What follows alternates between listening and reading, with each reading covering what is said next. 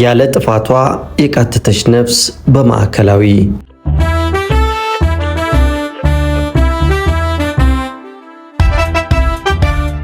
ንጹህ መሆን መች ከደርግ ያስጥላል። ተሾመ ባዩ የማዕከላዊው ጌታ።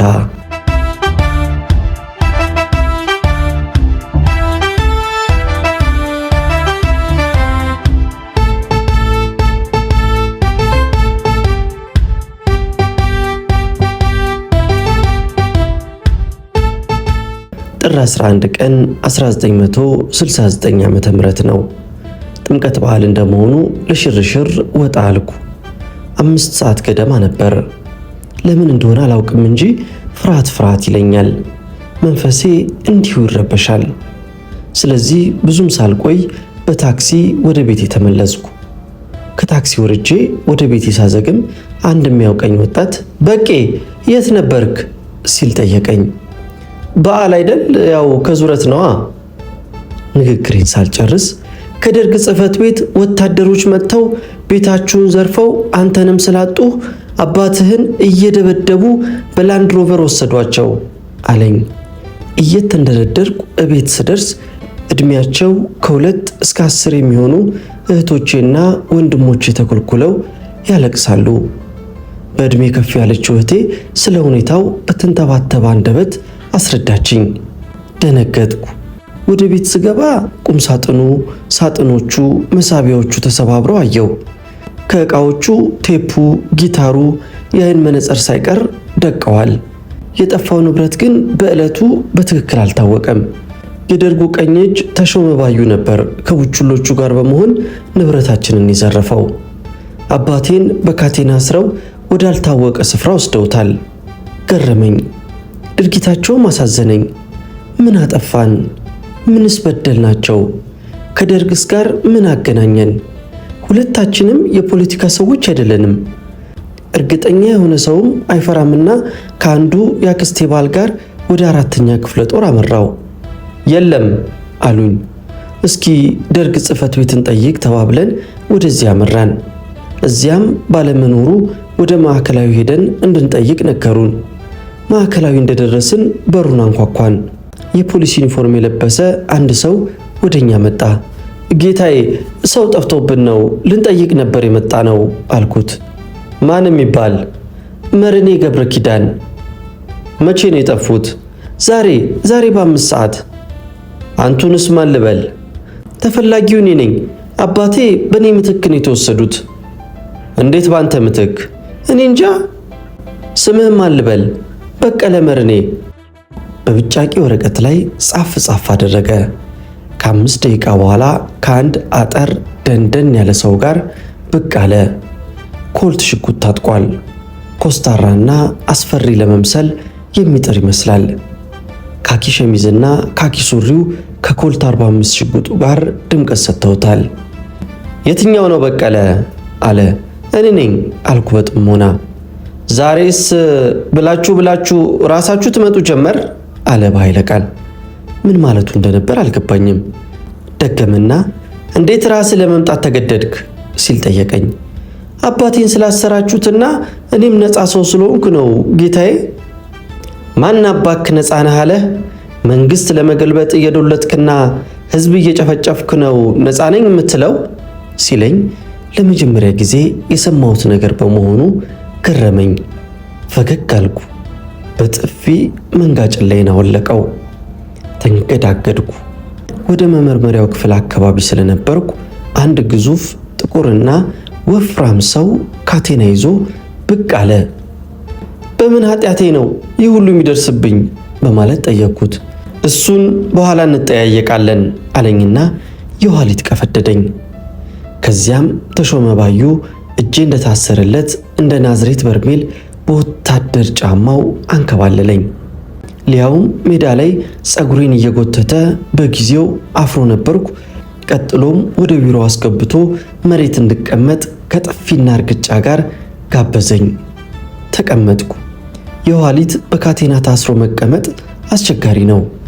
አንገቴን ደፋው። ትተውኝ በሩን ዘግተው ወጡ። ሁኔታቸው በጣም አስገረመኝ።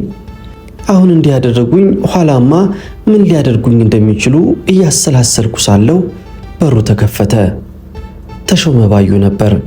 ስማ አንተ ቅጥር ነፍሰ ገዳይ፣ ኢህአፓ ልኮ ነው የመጣኸው ወይስ አባትህን ኢህአፓ ባስተማረ ኮማንዶ ልታስፈታው ነው? ኧረ አይደለም ጌታዬ፣ ነፃ ሰው ስለሆንኩና ምንም ወንጀል ስላልሰራው ነው በራሴ ፈቃድ የመጣሁት። እሱስ ሌላ ተልእኮ አለ ሲል አንባረቀና በያዘው ኤሌክትሪክ ገመድ እጁን እስኪያመው ወቃኝ። አይን የለም፣ ጥርስ የለም። ያንዳንዱ ሰው ጭካኔ ይገርመኛል። በመጨረሻም ይሄ አደገኛ የኢህአፓ ኮማንዲስት ስለሆነ ካለኔ ትዕዛዝ በማናቸውም ጊዜ ካቴናው እንዳይፈታለት 5 ቁጥር አስገባው አለው። ጥቁሩን ወጠምሻ ጎንበስ ብሎ እጅ ነሳና ፊቱን ወደ እኔ አዞረ። እንሂዳ አለኝ በስተግራ በኩል እየመራኝ። ግቢው ጸጥ ብሏል። ሰው ያለበት አይመስልም።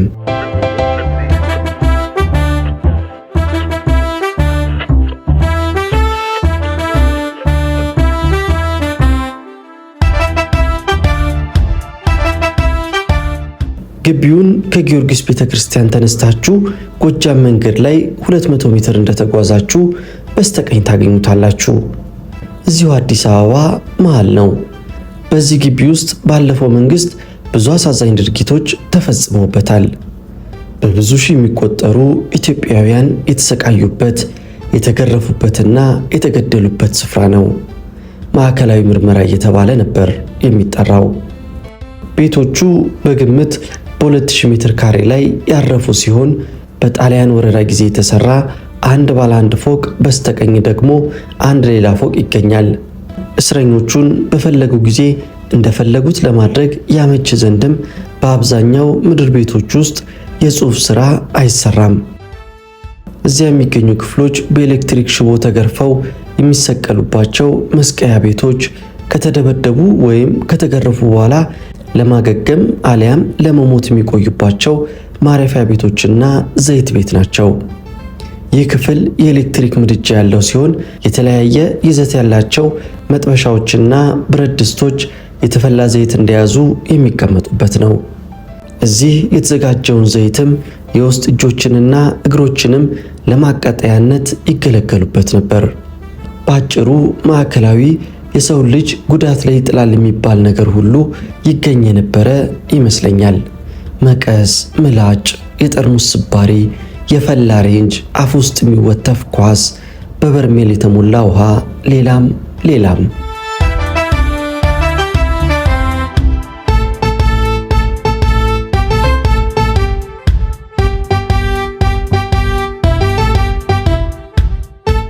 እኔ እዚህ ግቢ በገባሁት ጊዜም የቴርሙስ፣ የሙዝ፣ የሳህን ድርድር ልክ የዛሬውን ታይዋን ይመስል ነበረ።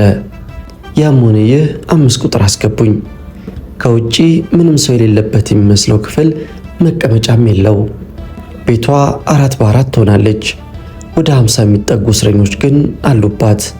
አንዱ እስረኛ ብድግ ብሎ ቦታውን በመስጠት አስተናገደኝ። ለጊዜው እስረኞቹ ጸጥ አሉ። ከጥቂት ጊዜ በኋላ ግን ጨዋታቸውን ጀመሩ። ግማሹ ያወራል፣ ግማሹ ተኝቷል። ጥቂቶቹ ከአንድ አካባቢ የመጡ ይመስላሉ። በገርል ፍሬንዶቻቸው ሁኔታ ይሳሳቃሉ፣ ይተቻቻሉ። ግማሾቹ እጄ የኋሊት ስለታሰረና አፈር ላይ ስለተንደባለልኩ ነው መሰል በቀስታ ከንፈራቸውን ይመጡልኛል። አጠገቤ የነበረውን እስረኛ ውሃ ለመንኩት። በፍሊት ክዳን ሰጠኝ። ምን ልትገባ ድገመኝ አልኩት። ደገመኝ። ነፍሴ ትንሽ መለስ አለች።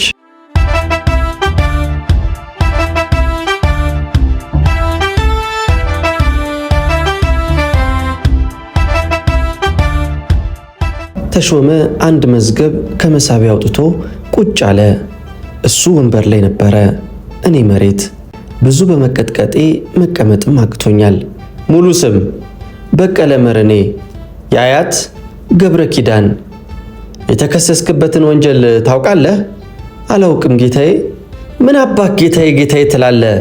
ብሎ ከመቀመጫው ተንደርድሮ በእርግጫ አንከባለለኝ። ማቃሰት ብቻ፣ ማጣጣር ብቻ። ቀና በል አለኝ። እንደምንም ቀና አልኩ። እንዴት የተከሰስክበትን አታውቅም? አሁንም ልማድም ይሁን ፍርሃት ሳላውቅ ጌታዬ አላውቀውም አልኩ። አፈጠጠ። አይኑ ሊወጣ የደረሰ መሰለኝ። ምንም ሳይናገር የሆነ ነገር ከተበ። ዕድሜ 18፣ ሥራ ተማሪ ጻፈና መዝገቡን አስቀመጠ። ቁም አለኝ። እንደምንም ተንገዳግጄ ቆምኩ። ገና ምን አይተ አሳይሃለሁ። ከዚያ ይዞኝ ከቢሮ ወጣ። ወደ ግራ እንድታጠፍ አዘዘኝ። ታጠፍኩ። ገበየው ተጣራ። ገበየው ከች አለ። ፈጣሪውን እንደሚለምን አማኝ እጁን ወደ ኋላ ቆልፎ ወደ ክፍሉ ወሰደኝ። እዚያም ወደፊት ስለሚደርስብኝ ስቃይና እንዴት በዚህ ጠባብ ቦታ መተኛት እንደምችል እያሰላሰልኩ ሳለም አንድ ወጣት ቀረብ ብሎ ከዚሁ ከአዲስ አበባ ነው ሲል ጠየቀኝ። አዎን ስሜን ከነገርኩት በኋላም እሺ አባት ቅድም በካቴና ታስረው እያነከሱ የገቡት ናቸው አለኝ። አምጥተውታል፣ ግን የት እንዳለ አላወቅኩም። በአይኑ ጠቀሰኝና እዚያ ክፍል ነው ያሉት አለኝ። ብረት መዝጊያው ላይ 8 ቁጥር ተጽፏል። እኔ ካለሁበት ክፍል ትይዩ ነው። በኋላ ለሽንት ሲወጡ ታያቸዋለህ አለ። አጫዋች ስላገኘው ልቤን ደስ አለው። አይዞ አለኝ።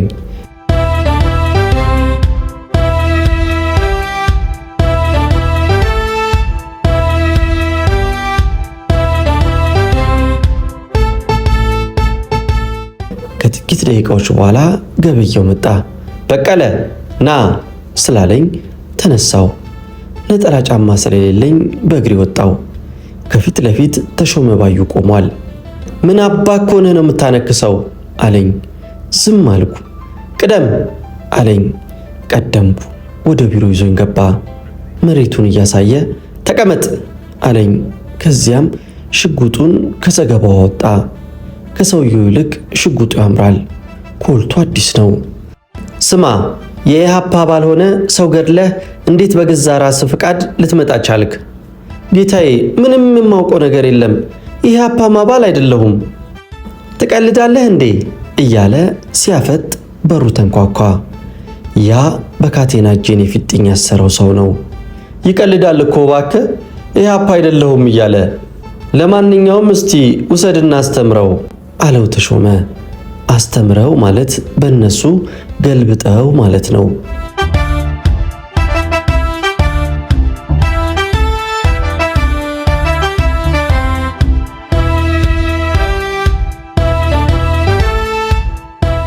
ሰውየው ተነስ አለና በርግጫ መታኝ።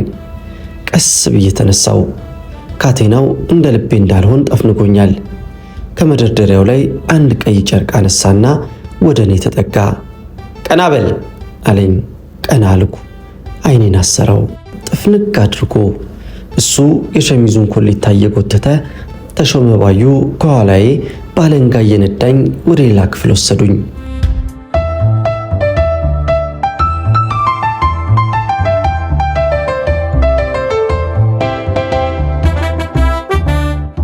ክፍሉ ይከረፋል።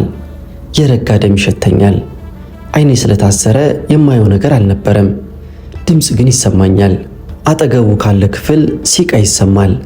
ኡኡታ፣ ማጓራት፣ ሲቃ፣ የተዳከመ ዋይታ ነው።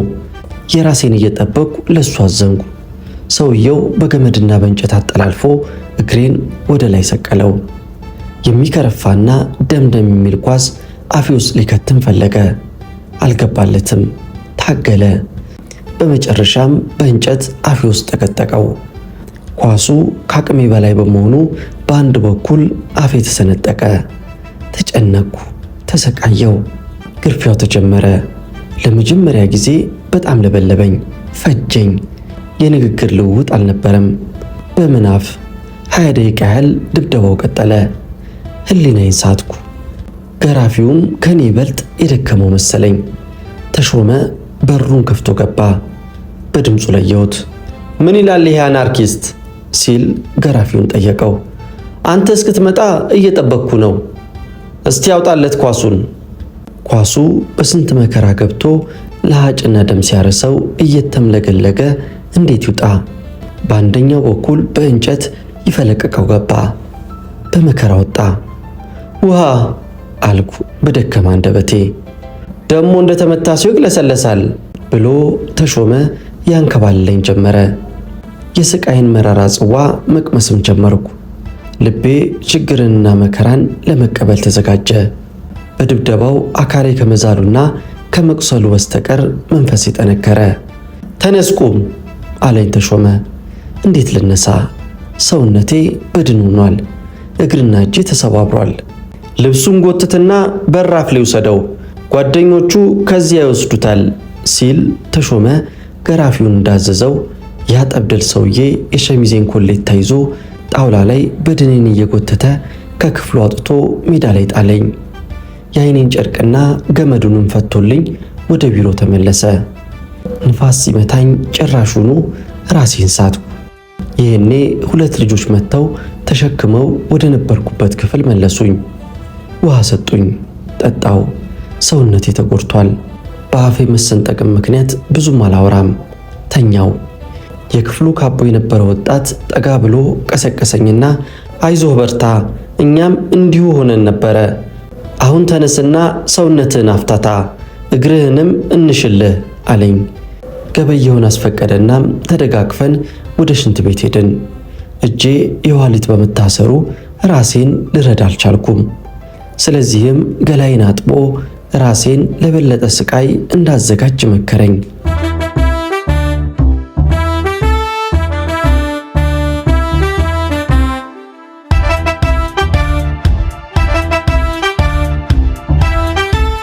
እስረኞቹ ገረፋ ቤት ሳለው ራት በልተው ስለነበረ ለእኔ በስስ ላስቲክ ወለሉ ላይ አቀረቡልኝ። እጄ ስለታሰረ ራቴን በሰው እጅ በላው። በሩ ላያችን ላይ ተዘጋ። የምሽቱ የመዝናኛ ፕሮግራም ሊጀመር ዝግጅት እየተደረገ ነበር። የማዕከላዊ እስረኞች ራሳቸውን ለማዝናናትና ስቃያቸውን ለመርሳት የሚጠቀሙበት ፕሮግራም ነው። ለክፍሉ እንግዳ ስለሆንኩ ራሴን እንዳስተዋውቅ ተጋበዝኩ። ራሴን ከእስረኛው ጋር አስተዋወቅኩ። ፕሮግራም ተጀመረ። ያለ ጥናት ያለ ልምምድ የሚሰራው ድራማ ድንቅ ነው። ያዝናናል፣ ያስቃል። ለዚያች ምሽት ችግርን ያስረሳል። ደርግ እስረኞቹን ለመረሸን ሲዘጋጅና ሁኔታዎች ሲለዋወጡ ግን ድራማው ይቀርና ሐዘንና ትካዜ በግቢ ውስጥ ይሰፍናል።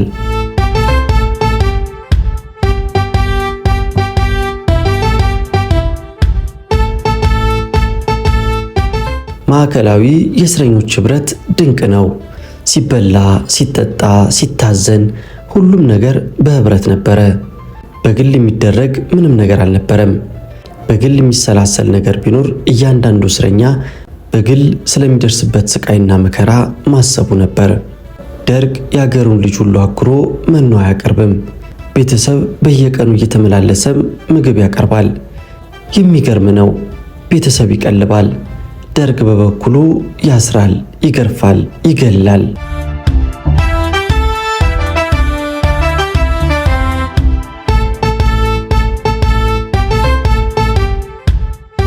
መኝታም በፕሮግራም ነበረ። ቤቷም ጠባብ ስለሆነች በየተራ ካልተኙ አትበቃም። ሃና ለተብሎ ሰው በቡድን ይከፈልና ቡድን ሀ በመጀመሪያ ሲተኛ ቡድን ለ ኩርምት ብሎ ተራው እስኪደርስ ይጠብቃል። ካቦ ሰዓቱ ሲደርስ ሃን ቀስቅሶ በቦታው ቡድን ለን ይተካል። ቡድን ሀ በተራው እስኪነጋ ኩርምት ብሎ ይቀመጣል። በመኝታ ሰዓት ማውራት ክልክል ነው። በሰው መብዛትና በሙቀቱ የተነሳ ብርድ ልብስ ከስር ማንጠፍ እንጂ መልበስ አይቻልም። የሲሚንቶ ጣራ እየወረዛ ላያችን ላይ ይዘንባል። መገላበጥ የለም። ለማከክ እንኳን ቦታ የለም።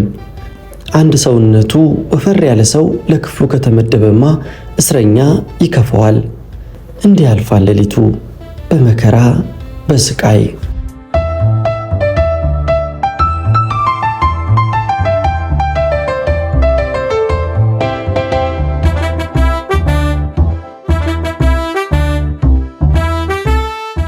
ጠዋት በ12 ሰዓት ገበየው በር ይከፍታል። እያንዳንዱን ክፍል በየተራ ለሽንት ያስወጣል። ጊዜዋ አጭር ስለሆነች ግን ግማሹም በጊዜ እጥረት ሳይጸዳዳ ይመለሳል። ከዚያ ቤት ይጠረጋል። በእስረኛው ግምት የማዕከላዊ ሰራተኞች ስራ የሚጀምሩት ገበየው ሰው እያንጠለጠለ ወደ ምርመራ መውሰድ ሲጀምር ነው።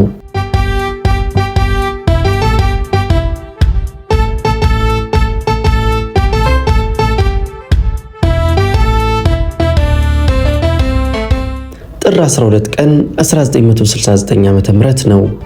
በዕለቱ በተመደቡ የቤት ውስጥ ካቦዎች ቤቱ ተጠራርጎ የምግብ መገልበጫ ላስቲክ አንጥፈው እየተጠባበቁ ናቸው።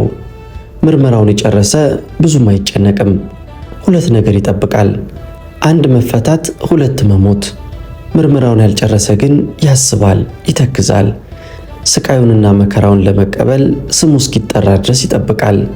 ከእንዲህ አይነቶቹ አንዱ እኔ ነኝ። እየተጨነኩ ሳለ መርኔ ገብረ ኪዳን የሚል ጥሪ ከግቢው ጫፍ ሰማው። ገበየው ነው። ልቤ ትርትር አለ። ሊለቁት ይሆናል ብዬ ተደሰትኩ። አባት ሲያልፉ ያቸው አሉኝ የስር ጓደኞቼ። ወደ በሩ ተጠጋው። አባቴ ጋቢ ለብሷል፣ ያነክሳል። በድብደባ የተጎዳ ይመስላል። በአይኑ ገረፈኝ። በሐዘኔታ እንባ በተሞሉ አይኖቼ አየሁት። ወደ ምርመራው ክፍል አዘገመ። ሰውነቴን ሁሉ ነዘረኝ። ንዴት ተናነቀኝ። በእኔ ምክንያት የአባቴ መሰቃየት ዘገነነኝ። ለነገሩማ እኔስ ብሆን ነፃ ሰውም አይደለው? ከኔ ስቃይ ይልቅ የአባቴ መሰቃየት አንሰፈሰፈኝ። ከጎጃም ክፍለ ሀገር በኢድህነት የታሰሩ አዛውንት ጠጋ ብለው በሹክሹክታ በቃ ወንድ ልጅ ይበቀላል እንጂ አያለቅስም አሉኝ። ከ5 ደቂቃ በኋላ በቀለ መርኔ የሚል ጥሪ ሰማው። የኋሊት የታሰርኩበትን ካቴና ለመነሳት እንዲቻለኝ አመቻቸውና ወጣው። የክፍሌ እስረኞች በአይናቸው ተከተሉኝ። ተሾመ ፊት ለፊት ቆሟል። አየሁት፣ አየኝ። ቅደም አለኝ። ወደ ተለመደው ክፍል ቀደምኩ። የቢሮ በር ክፍት ስለነበረ ሰተት ብዬ ገባው። ተሾመ ይከተለኛል። አባቴ ወንበር ላይ ቁጭ ብሏል። ተያየን። ተሾመ ወደ አባቴ ፊቱን መለስ አደረገና ወንጀለኛ አይደለም የምትለው ልጅ ይሄ አይደለም? አሁን ሲለፈልፍ ታየዋለህ አለው። አባቴም እስቲ አየዋለሁ ሲል መለሰ። ተሾመ በንዴት በሩን ከፍቶ ወጣ። አባቴ አየኝ፣ እኔም አየሁት። ተላቀስን።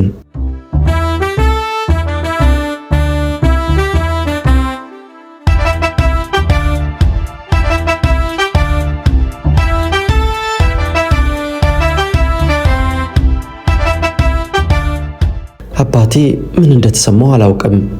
እኔን ግን ፍትህና ሕግ በሌለበት ሀገር አባቴ መጉላላቱ ነው ያስለቀሰኝ። ጠብታ እንባ ጉንጬ ላይ ሲንከባለል ይሰማኛል። እንዳልጠርገው እጄ ታስሯል። ጠብታዎቹ ጉንጮቼን አቋርጠው ግማሹ ወደ አፌ ገባ። አባቴ እንባውን ጠራረገ። እኔም አልቻልኩም። ተሾመ ወደ ቢሮ ተመለሰ። ያን ጠረንገሎ ገራፊ አስከትሏል። ዝም በል አሳይሃለሁ፣ ገና ምኑን አየህና አለኝ። አባቴ አንዴ ወደ እኔ አንዴ ወደ ተሾመ አይኑ ይማትራል። ቀጥ ብለህ ቁም አለኝ ገራፊው። በተለመደው ጨርቅ አይኔን ጠፍንጎ አስሮ በቲራ ጣውላው ላይ ዘረረኝ። ከዚያም በገመድ ጠለፈኝ። ተሾመ ይረዳዋል። አባቴ ፊት፣ ወላጄ ፊት፣ አሳዳጊ ፊት እንደ ወትሮው ኳስ ባፌ ገባ። ግርፊያው ቀጠለ። አባቴ የልጄን ስቃይ አላይም እባክህ አስወጣኝ ሲል ተሾመን ሲማጸን ይሰማኛል። አንተም በተራህ ትገለበጣለህ፣ እስከዚያው ግን የልጅህን ጉድ ትሰማለህ። እምቢ ካልክ ደግሞ ጎን ለጎን አድርገን እንገለብጣቸዋለን እያለ ሲያስፈራራው ይሰማኛል። ስለተሸፈንኩ ግን አይታየኝም። አባቴ ስቃይን በማየቱ ማልቀስ የጀመረ መሰለኝ። ምክንያቱም ተሾመ ዝም በል ክፍት ሂዲዩ ደሞ ያለቅሳል፣ ቀጥታ አታሳድግም ነበር ሲለው ይሰማኝ ነበርና እኔማ ቀጥቼ ነበር ያሳደግኩት አለ አባቴ። የኔን ስቃይ ትቼ የአባቴንና የተሾመን ጭቅጭቅ አዳምጣለሁ። በ2 ሜትር ርቀት ገደማ ስላለን የሚነጋገሩት ይሰማኛል። ገራፊዬ ስራውን ቀጥሏል። ብዙም ሳልቆይ ግን ጓ ጓ የሚል ድምፅ ሰማው። ወዲያው ዘራፍ ዘራፍ የሚል ቃል ተከተለ። የአባቴ ድምፅ ነበር። የሳንቃው ኳኳታ ደመቀ። አባቴና ተሾመ ግብ ግብ ገጥመዋል። ትንቅንቁ ቀጥሏል። ገራፌ መግረፉን አቆመ። የኔ ስቃይ ጋብ አለ። አባቴ ግን ግብ ግቡን ቀጥሏል። የትኛው እንደሚደበደብ አይታየኝም። ሆኖም የጡጫ ድምፅ ይሰማኛል። እዚሁ ትገለናለህ እንጂ አታሰቃየንም ይላል አባቴ በቁጣ። ምን ዋጋ አለው? መመከት የሚችል ልጁ በካቴናና በገመድ ተጠፍንጓል። ግብ ግቡን እንኳን ለማየት እንዳልችል አይኔ ታስሯል። ዝም ብቻ፣ ሐዘን ብቻ። ግብ ግቡን የሰሙ የሌላ ክፍል ሰራተኞች በሩን በርግደው ገቡ። በአባቴ ድፍረት ተናደው አባቴን ጥለው በጠመንጃ ሰደፍ ያደባዩታል። አንዳንዴም ከሱ የተረፈው ነው መሰለኝ ሳላስበው ለኔም ይደርሰኛል። አባቴ ወደቀ። ተረባረቡበት። አጠገቤ ተዘረረ። የኔ ግርፊያ ቀጠለ። የአባቴን እልህ ተወጡብኝ። ራሴን ሳትኩ። አባቴም ራሱን ሳተ። አባትና ልጅ ጎን ለጎን ተዘረሩ። አባት ለልጁ፣ ልጅ ለአባቱ በየፊናቸው መስዋዕት ሆኑ።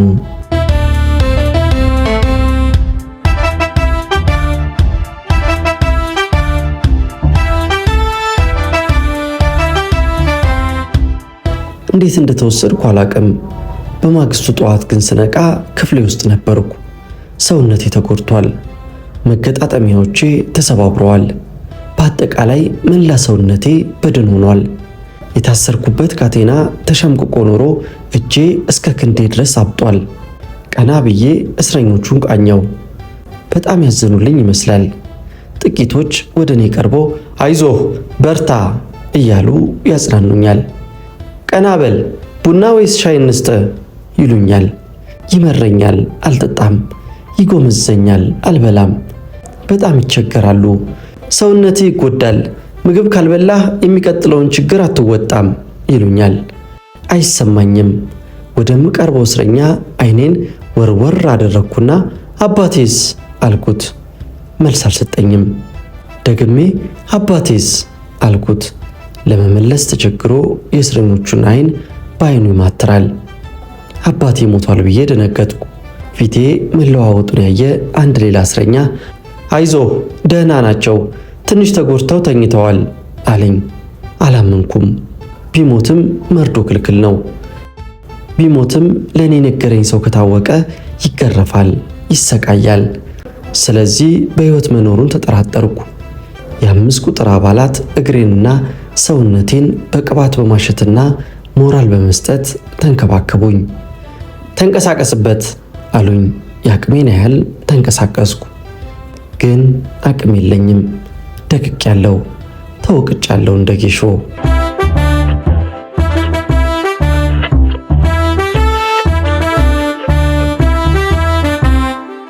አንድ 3 ቀን ከዱላ ተገላገልኩ። ሰውነቴ ትንሽ አገገመ። አባቴንም ለሽንት ደግፈው ሲያወጡ ታያለው። ተጎድቷል፣ መሄድ አይችልም። ሳየው በጣም አዝናለሁ። ሲያየኝ ያዝናል። ከ3 ቀን በኋላ ማታ 10 ሰዓት ላይ በቀለ መርኔ ተብዬ ተጠራው። ገበየው ነው። የክፍል ጓደኞቼ ክው ሲሉ አየው። በዚያን ሰዓት እስረኛ ሲጠራ አደገኛ ነው፣ ሊገድሉት ነው ብለው ያዘኑ ይመስለኛል። ስወጣ ከኋላዬ የሐዘኔታ ከንፈር መምጠጥ ይሰማኛል። የኔ ልብ ግን ደንድኗል። ችግርን እንዳመጣጡ ለመመከት ቆርጫለሁ። ተሾመ ባዩ ቆሟል። አየሁት፣ አየኝ። እንደተለመደው ቅደም አለኝ። ወደ ተለመደችው ጉደኛ ቢሮ ይዞኝ ገባ። ቁጭ በል አለ በቁጣ። ወለሉ ላይ ተቀመጥኩ። አባትህ ልጄን ለምን ትመረምራለህ ብሎ ደብድቦኛል። እስቲ አሁን ያስጥልህ አለኝ። ዝም አልኩ። ምን አንደበት አለኝና። የኢህአፓ አባል ነኝ ሰው ገድያለሁ ብለህ ፈርመህ ለምን ከስቃይ አትድንም? አልፈርምም። የኢህአፓ አባልም አይደለሁም፣ ሰውም አልገደልኩም። በድብደባ ገድያለሁ ብል ማንን ገደልኩ ልልህ ነው? ተጨቃጨቅን።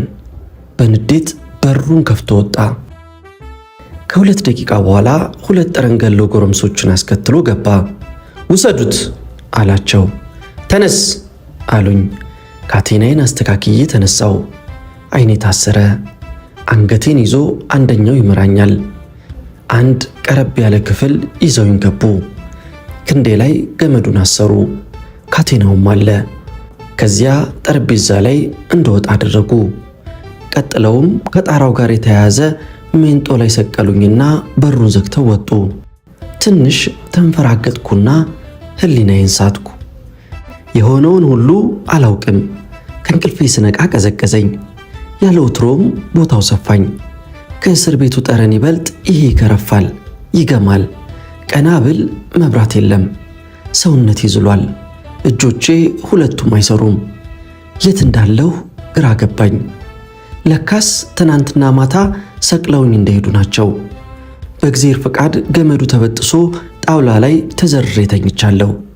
የነጋ አይመስለኝም። የሰው ድምፅም አይሰማም። ለመጀመሪያ ጊዜ ከታሰርኩ ጀምሮ በደንብ አሰብኩ። አምፅ አለኝ። ልቤ ተነስ አለኝ። ቀስ ብዬ ተነሳው። እንደምንም ቆምኩ። ክፍሉ ጨለማ ነው። እጄ አሁንም የፊጥኝ ታስሯል።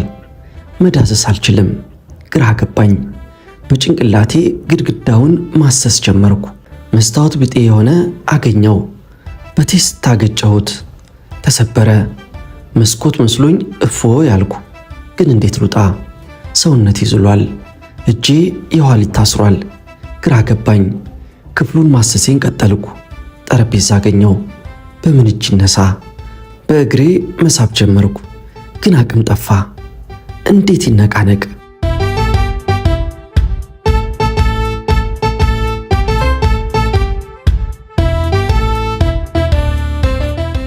የጠባቂዎች ድምፅ ይሰማኝ ጀመረ።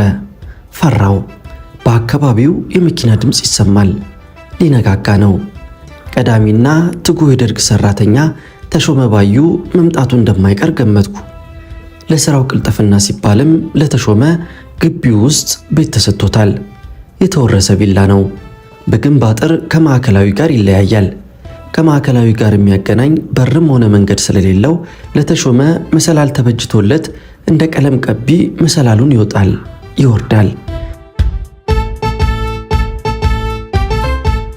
ይህ ቤት ደርግ እስከተደመሰሰበት ጊዜ ድረስ የማዕከላዊ ምርመራ የቴክኒክና የአሻራ ምርመራ ቢሮ አድርገውት ነበረ። ቤቱም አለ፣ ተሾመም አለ፣ እኔም እንዲሁ።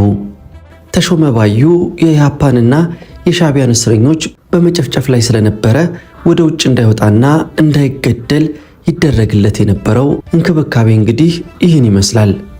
በፈለገው ሰዓት ሌትም ሆነ ቀን ከእንቅልፉ ተነስቶም ሆነ ምሳውን በልቶ በመሰላሉ ተንጠላጥሎ ከች ይላል።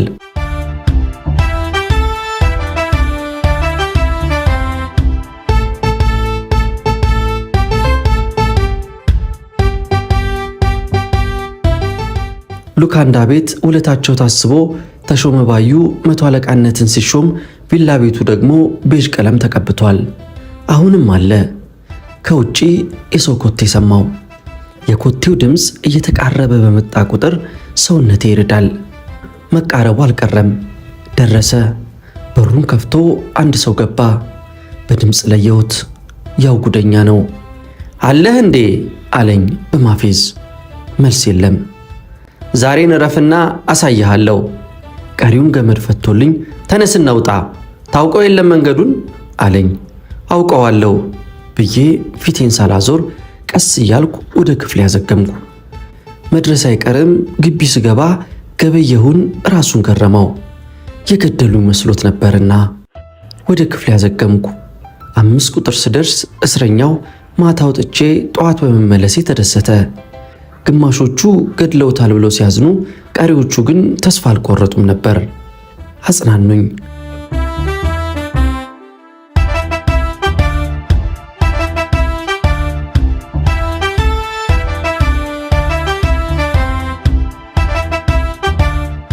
አባቴ 8 ቁጥር ውስጥ ነው። ክሊኒክ እየተመላለሰ ይታከማል። ሲሄድና ሲገባ ያዋለው እየተደገፈ ይወጣል፣ እየተደገፈ ይገባል። እንድንተያይ የ8 ቁጥር አባላትና የ5 ቁጥር አባላት ቀስ ብለው በመጠቃቀስና እኔንም እሱንም በር ላይ በማቆም ያለ ንግግር እንድንተያይ ያደርጋሉ። ቀኑን በትክክል በዘነጋሁት ጠዋት ተጠራው። ሰውነቴ ያገግሟል። የውስጥ እግሬ ግን ገና አልፈረጠመም። ስራመድበት ይለበልበኛል። ተሾመ እንደ ልማዱ ወደ ቢሮው ይዞኝ ገባ። ግን ለመጀመሪያ ጊዜ ወንበር ላይ ተቀመጥኩ። ንጹሕ መሆኑ ተረጋግጦ ልለቀቅ ነው ብዬ ተደሰትኩ። ፊት ለፊቴ ቁጭ አለ። ከዚያም የተዘጋጀ ወረቀት ከመሳቢያው አውጥቶ እዚህ ላይ ፈርም አለኝ በቁጣ። መጀመሪያ ላንብበው። አይቻልም፣ ያንተ ጉድ መቼ ያልቅና። የኋሊት የተጠፈረው እጄ ለፊርማ ተፈታልኝ። ምንነቱ ያልታወቀ ጽሑፍ ስር ፈረምኩ። አላነበብኩትም፣ አልተነበበልኝም። እግዜር ያውጣኝ ብቻ አልኩ በሆዴ። ሳላስበው እጅህን ወደ ኋላ አድርግ ብሎ ንግግሩን ሳይጨርስ አንደኛውን እጄን አፈፍ አደረገና የኋሊት በካቴናው እንደገና ቀፈደደኝ። አዘንኩ። መከራዬ አለማለቁን ተረዳው። አባትህ ነገ ይፈታል። እዚህ የእሱን ሬሳ ማን ይጎትታል? ከፈለገ ቤቱ ሄዶ ይሙት አለኝ። ተሾመ በመኩራራትና በመመካት በል አሁን ወደ ክፍል ሂድ። ሄድኩ። ክፍሌ ላሉት ልጆች መፈረሜንና ያላነበብኩትና ያልተነበበልኝ መሆኑንም ስነግራቸው ገረማቸው። እግዜር ያውቃል በማለት አጽናኑኝ። አባቴ እንደሚፈታም ገለጽኩላቸው።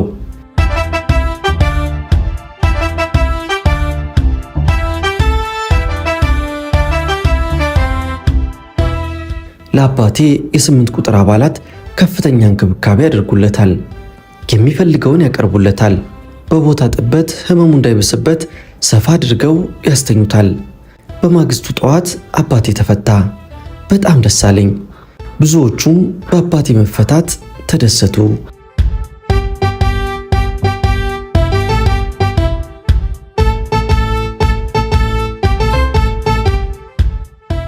የካቲት 3 ቀን 1969 ከምሽቱ 1 ሰዓት ገደማ ተሾመ ባዩ ራሱ የ5 ቁጥርን በር ከፍቶ ወሰደኝ። ዛሬም እንደ ወትሮ የክፍሌ አባላት በማታ ተጠርቼ በመውጣቴ ደነገጡ። እኔም ያለ ወትሮዬ ደነገጥኩ። ቅደም አለኝ። ቀደምኩ።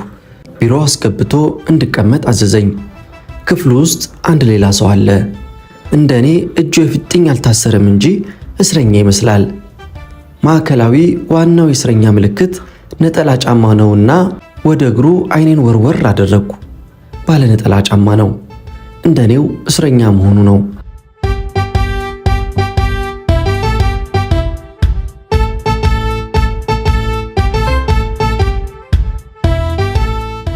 የቆሸሸ የወታደር ፋቲግ ለብሷል። ተክዟል። ጎን ለጎን አስቀምጦን የቢሮውን በር ከፍቶ ወጣ። እስረኛው ከአዲስ አበባ ነው ሲል ጠየቀኝ። አዎን። አንተስ? ከደብረ ዘይት። ወታደር ነህ? አዎን። አየር ወለድ። ከየትኛው ክፍል እንደመጣ አልጠየቅኩትም። ወቅቱ ብዙ የአየር ወለድ አባሎች አምፀው የታሰሩበት ነበረ። ሁለታችንም ለምን እንደተቀመጥንና ምን ሊያደርጉን እንደሆነ እያሰብን ይመስለኛል። ክፍሉ ጸጥ ብሎ የተሾመ መመለስ እየተጠባበቅን ሳለ የሚያጓራ የወንድና የሴት ድምፅ ከ15 ሜትር ገደማ ይሰማናል። እንተያያለን። ይመስለኛል እንግባባለን። ተሾመ ቢሮውን ከፍቶ ገባ። ሁለታችንንም አፍጥጦ አየን። በሹልክ ታየሁት። ና ወዲህ አንተ ኢህአፓ አለኝ በጣቱ ወደ እኔ እያመለከተ። ሄድኩ። ዙር አለኝና ካቴናዬን ፈታልኝ። ደስ አለኝ። የኋሊት ለ22 ቀናት ተጠፍሮ የነበረ እጄ ዛሬ መደበኛ ቦታው ተመለሰ። ግን ፈራው። አንደኛ መሽቷል፣ ሁለተኛ ያለ አንዳች ምክንያት እኔና ይህ እስረኛ አልተጠራንም። አንድም ግርፍ አለ፣ ካልሆነም ሞት ነው ብዬ በሙሉ ደመደምኩ። ቀይ ጨርቅ አንስቶ አየር ወለዱን ቁም አለውና አይኑን ጥፍንግ አድርጎ አሰረው። ሲጨርስ ወደ እኔ ዞር ብሎ ጠራኝና የኔንም አይን ድርግም አድርጎ አሰረው። እጄ ተፈቶ አይኔ መታሰሩ ገረመኝ። ለግርፍ ቢሆን እጄ ባልተፈታም ነበረ። አየር ወለዱን በግራ እጁ እኔን በቀኝ ይዞን እንሂድ አለ። እየተመራን በስተግራ ካለው ፎቅ በስተቀኝ ወዳለው ፎቅ የምናዘግም መሰለኝ። እያዘግምንና እየተደናቀፍን ነበረ። አመጣሃቸው የሚል ድምፅ ተሰማ። አዎን እነዚህ ናቸው ሻል የሚሉት፣ ሊያወሩ የሚችሉም አይደሉም አለ ተሾመ መልሶ። አሁንም ገረመኝ። አሁንም ወደ ውስጥ እየመራ ወስዶ አንድ ክፍል ከፍቶ አስገባን። ክፍሉ ይከረፋል፣ በጣም ይከረፋል። በቅድሚያ የኔን አይን ፈታልኝ፣ ከዚያ የጓደኛዬን።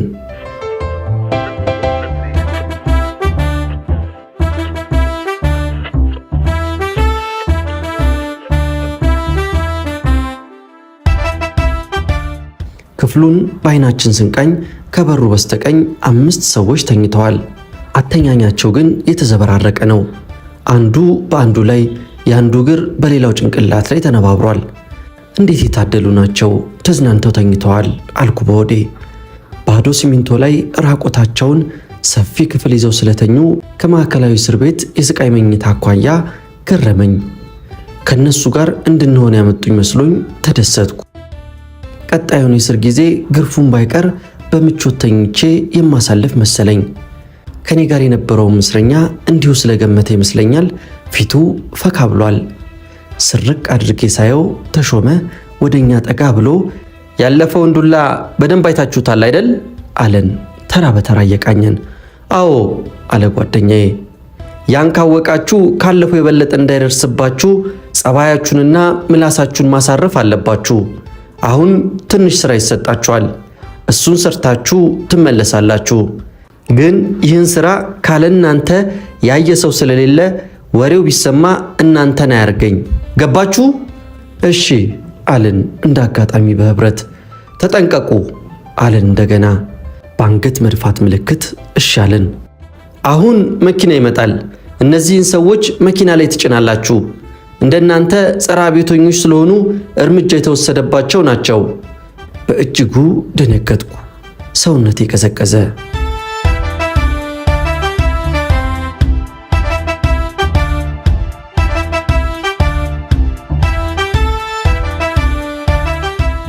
አንደኛው በር ከፍቶ ገባ። ትኩር ብለን አየነው። መኪናው መጥቷልና ቀጥሉ አለን። የሰዎቹን ሬሳ እየተሸከማችሁ ጫኑ ማለቱ ገባን። ምርጫ የለንም፣ መሸሻም የለንም። እምቢ ካልንም እዛው መቅረት ሊሆን ነው። ሁለታችንም ግራ ተጋባን ይመስለኛል። ወደ ሬሳዎቹ ተጠጋን። በሉ እንጂ ፈጠን ፈጠን በሉ አለ ተሾመ በቀስታ። መኪናው ወደ ሌላ ሥራ ይሄዳል። ስፈራ ስቸር የአንደኛውን አስክሬን እግር ብድግ አደረግኩት። ትኩስ ሬሳ ነው፣ ይተጣጠፋል። በሉ እንጂ ይላል ተሾመ ከኋላ ቆሞ። አንዳንድ ሬሳ ለመሸከም ጥንካሬ እንደሌለን እንኳንስ እኛ ተሾመም ተረድቷል መሰለኝ። ካልሆነ ለሁለት ያዙ አለኝ። እሺ ብለን እኔ ከእግር ጓደኛዬ ከትከሻው በኩል የጭንቀታችንን ተሸከምን። በተሾመ መሪነት መብራት በሌለው ኮሪደር እየተደናበርን ወደ ውጪ ይዘን ወጣን። አንድ 3 ኳርተር የወታደር መኪና ቂጡን ወደ በሩ አዙሮ ቆሟል። ሰማያዊ ቱታ የለበሰ አንድ ሰው መጫኛው ላይ ቆሟል። ሊቀበለን ይመስለኛል። ጫማና ካልሲ አድርጓል። እስረኛ አይደለም ማለት ነው። ተቀበለን። የሬሳውን ጭንቅላት እያቃሰትን ሰጠነው። ሬሳው የለበሰውን ኮት ጨምድዶ እንደ ጆን እያጎተተና መሃል ዘረረው። ቀጥሉ፣ ቶሎ ቶሎ በሉ ይላል ተሾመ። ሌላውን እንድናመጣ ከኋላ እያጀበን ሰውነቱ ቀጠን ያለውን ሬሳ አየት አደረግንና አፈፍ አደረግነው። እንደ በፊቱ ይዘን ወጣን። ጫንን። 5ቱንም ጭነን እንደጨረስን አሰብኩ። 5ቱም የተመቱት ጭንቅላታቸውን ነው። የአንደኛውማ ተፈረካክሶ ለመሸከም ሁሉ አስቸግሮን ነበረ። በሳይለንሰር ወይም ድምፅ በማያሰማ ሽጉጥ የተጨፈጨፉ ዜጎች ናቸው። ዕድሜያቸው ከ30 እስከ 40 ባለው መሃል የሚገኙ ሲሆን ባለባበስ ብቻ መገመት ያስቸግራል እንጂ ሁሉም የተማሩና ከየቢሮ ታፍሰው የታረዱ ይመስለኛል። ጭነን ከጨረስን በኋላ መኪናው ወደ ውጭ ወጣ። እኛም ተመልሰን ሬሳው ክፍል ገባን። እንግዲህ ይህን ወሬ ከሌላ ቢሰማ የዛሬውን አይታችሁ የእናንተንም ገምቱ አለ ተሾመ። ደግሞ ውስጥ ሰላዮች አሉን፣ ሳይውል ሳያድር እንደርስበታለን እያለ አስፈራራን። መቼም አያወሩም፣ የነገ ባለተራ ናቸው ብሎን ይሆን? ይህንን ጉድ ከኛ ጋር ሊቀብረው ፈልጎ ሲሆን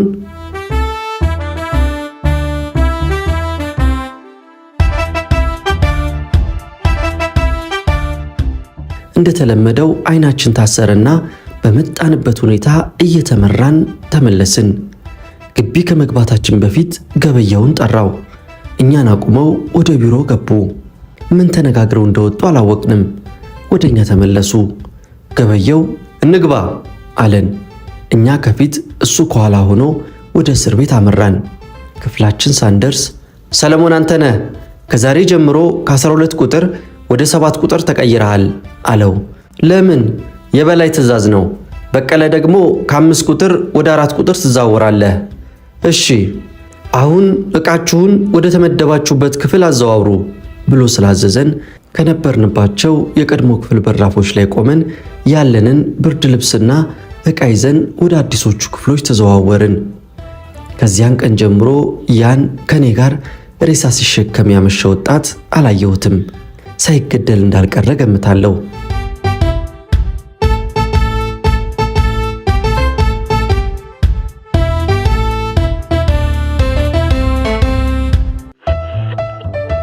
በምሽት ከክፍል ወደ ክፍል የመቀየሬ ነገር አስገርሟቸው የአዲሱ ክፍል አባላት በአንክሮ ይመለከቱኛል።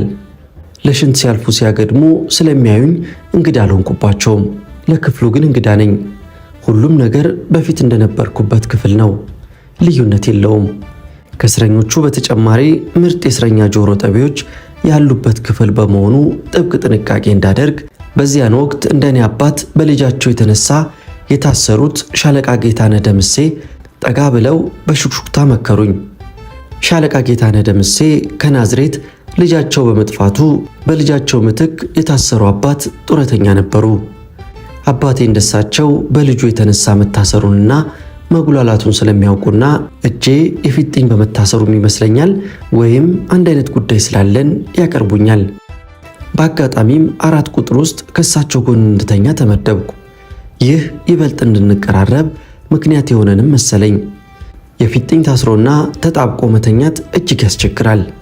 እሳቸው ግን ሰፋ አድርገው ቦታ በመልቀቅ ይተባበሩኝ ነበረ። እኚህን አንጋፋ አባት ፈጽሞ አልረሳቸውም።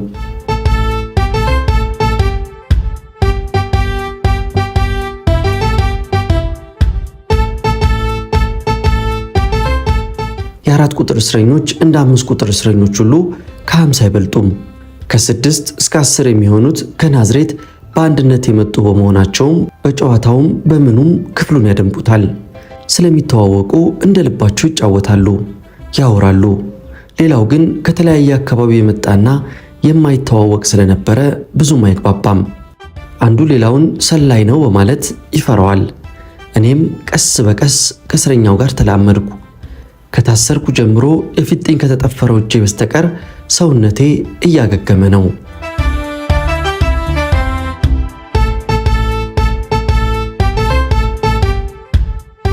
የካቲት 19 ቀን 1969 ዓ.ም ቅዳሜ ዕለት እስር ቤት ውስጥ የተለመዱት እንቅስቃሴዎች ሲደረጉ ውለዋል።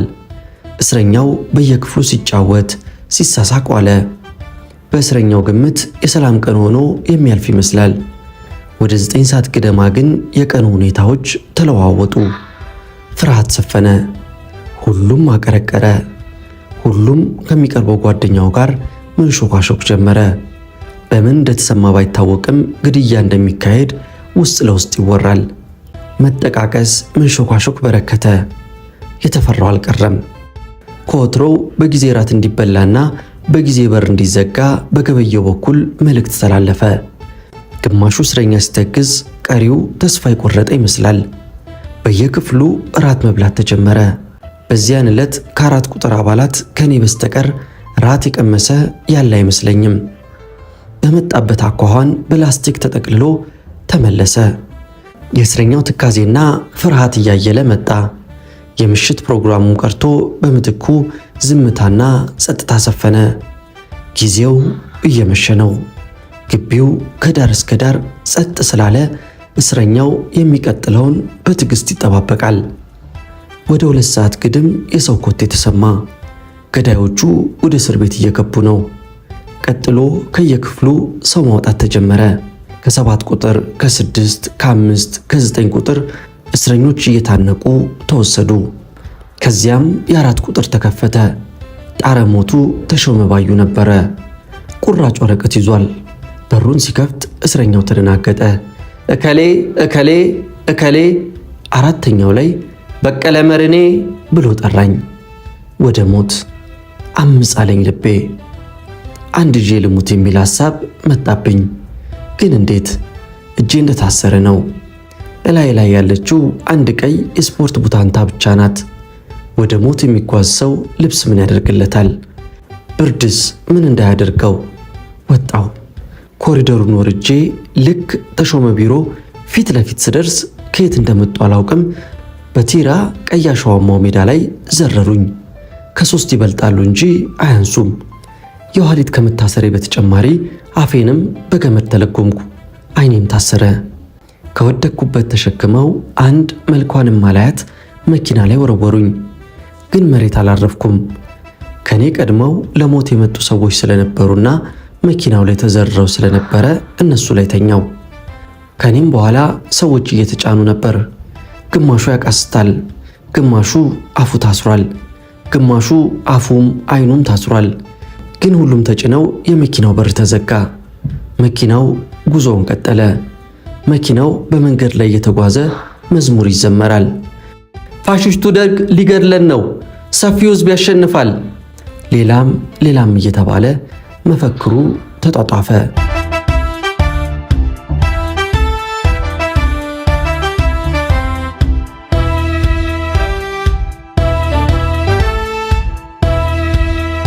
ጥቂቶቹ እጃቸውን ለመፍታት ይታገላሉ።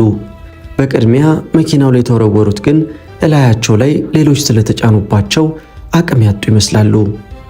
ያለምንም እንቅስቃሴ በጸጥታ እየተጓዘ ሞትን የሚጠብቅ አለ። መኪናው ከዋናው መንገድ ተገንጥሎ ሽቅብ ወደ ዳገታማ ስፍራ ሲጓዝ ይታወቀናል። መኪናው ከማዕከላዊ መነሳቱ እንጂ ወዴት እንደሚሄድና የት አካባቢ እንዳለን ያወቀ ሰው ያለ አይመስለኝም። መኪናው አሁንም እየተጓዘ ነው። ግማሹ በሞትም ልሞት ብሎ እየተናነቀ ነው። እኔም እንዲሁ። አንድ የማላስታውሰው ልጅ የመኪናውን መስታወት ሰበረው። መኪናው ጨለማ አካባቢ የደረሰ ይመስለኛል። የመጀመሪያው ሰው ዘለለ። የኋላ ሸት ሸዋ ታጠቅ ነበረ። በዚህን ጊዜ ተኩስ ተከፈተ። እኔ ሁለተኛ ሆንኩ።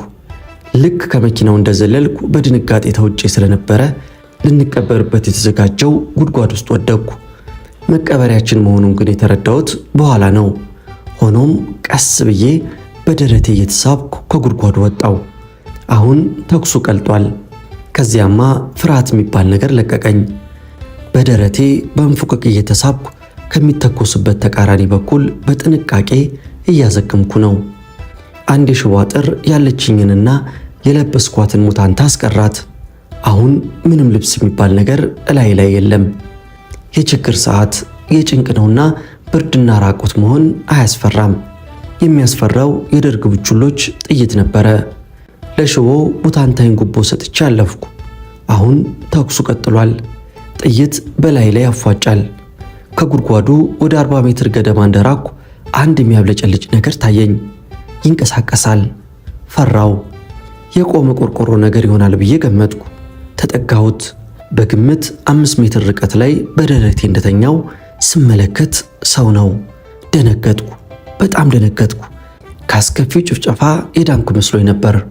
አልዳንኩም። ትንሽ አሰብኩ። ብንቀሳቀስ ከኋላዬ በጥይት ይመቱኛል። ወደ ሰውየው እንዳልሄድ ወታደር ሊሆን ይችላል ብዬ ገመትኩ። እግዚአብሔርን ከአንጀቴ ለመንኩት። ከሞትኩም ነፍሴን እንዲረከባት ተማጸንኩ። አንድ አማራጭ ብቻ ነበረኝ፣ ይህን ሰው በጥንቃቄ ማለፍ።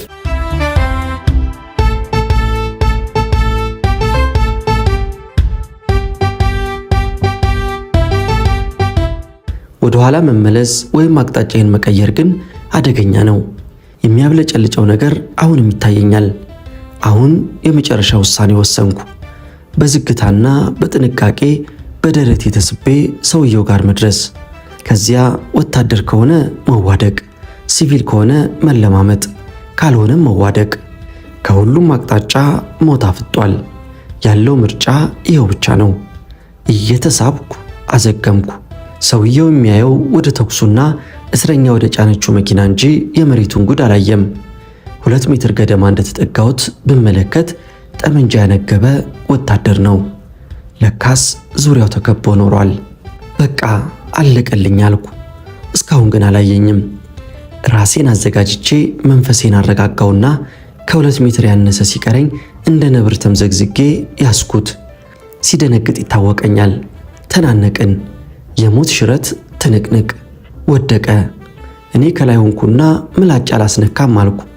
መሳሪያውን ነጥቃለሁ ብዬ ስታገል ሆዴ በሳንጃ ተወጋ። ያኔ ግን አልተሰማኝም፣ እስከ ጭራሹም አልታወቀኝም። በማግስቱን ያወቅኩት። በመጨረሻ መሳሪያውን ነጠቅኩት። ወታደሩ ወደቀ። ጭንቅላቱን በሰደፍ ወቃሁት። የጦር ዱላ ስለሆነ በዛው ተዘረረ። መሳሪያ እጄ ገባ። ጥይት ይኑረው አይኑረው ግን ገና አላየሁም። ከወደቀው ወታደር ከ50 ሜትር የበለጠ ራቅኩ። አንድ ቁጥቋጦ ስር ለጥ አልኩ። ሰንሰል ይመስለኛል። በሰፊው ተነፈስኩና ለዛን ዕለት ከሞት መዳኔን አረጋገጥኩ።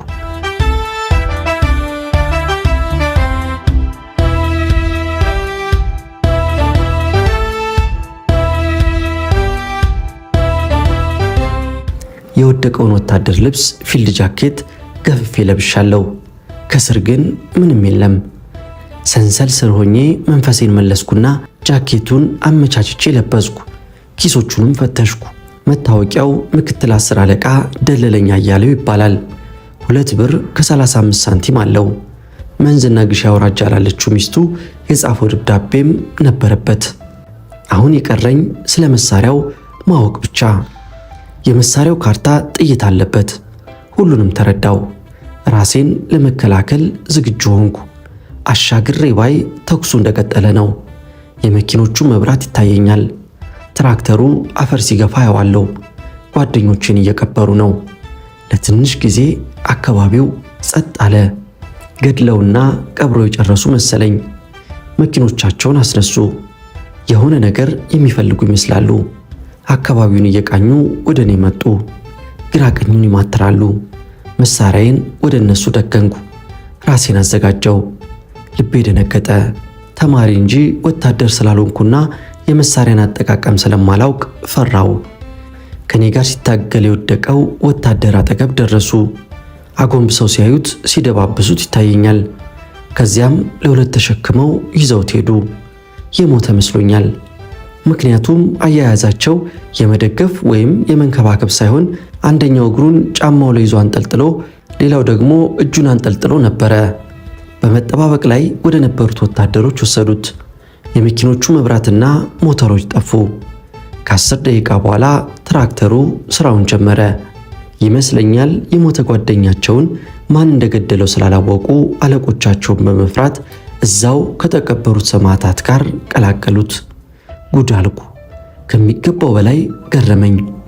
ምን አለ እናትም ልጅም ሊኖረው ይችላል፣ በስነ ስርዓት ቢቀብሩትስ ብዬ አሰብኩ። ግን ብዙም አላስጨነቀኝም።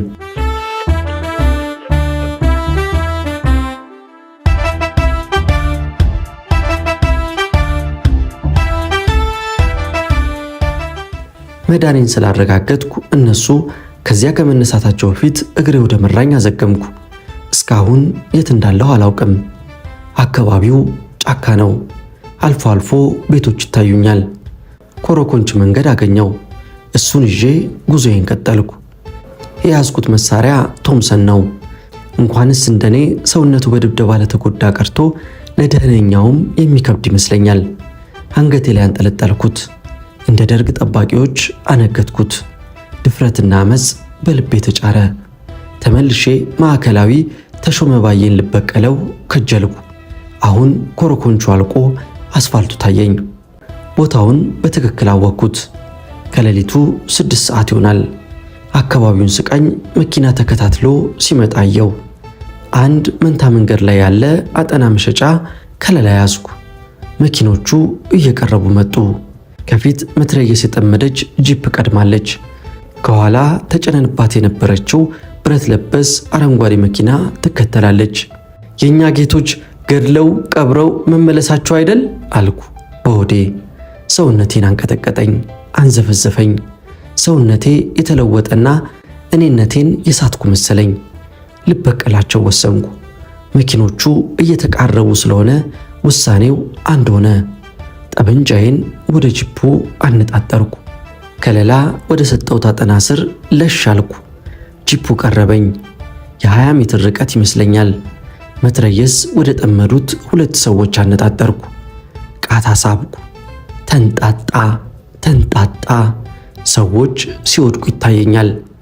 ቀሪዎቹ ወደ ሰማይ፣ ግማሹ ወደ ግራ፣ ሌላው ወደ ቀኝ እየተኮሰ ይሸሻል። ለጥ አልኩ። ከየት እንደተተኮሰ አላወቁም። ጸጥ አልኩ። ምላጭ አልሳብኩም። ጠመንጃው ጥይት ይኑረው አይኑረው አላወቅኩም። ከ10 ደቂቃ በኋላ ወደ መኪኖቻቸው ተመለሱ። መትረየስ የጠመደችው ጂፕ ፊት ለፊቴ ስለነበረች በደንብ ትታየኛለች። ወደ ጂፑ አዘገሙ። እኔም እየተሳብኩ ቦታ ቀየርኩ። ትንሽ ራቅ ወዳለና ወደ ሰፈር ውስጥ መግቢያ አስፋልት ዳር አንድ ቆርቆሮ ግቢ ስር ተኛው።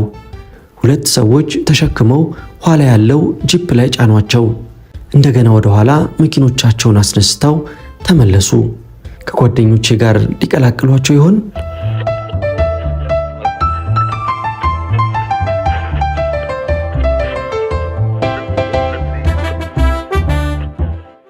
አሁን ሙሉ በሙሉ ከሞት መትረፌን አረጋገጥኩ። ግን መሳሪያውን ይዤ መንቀሳቀስ አልችልም።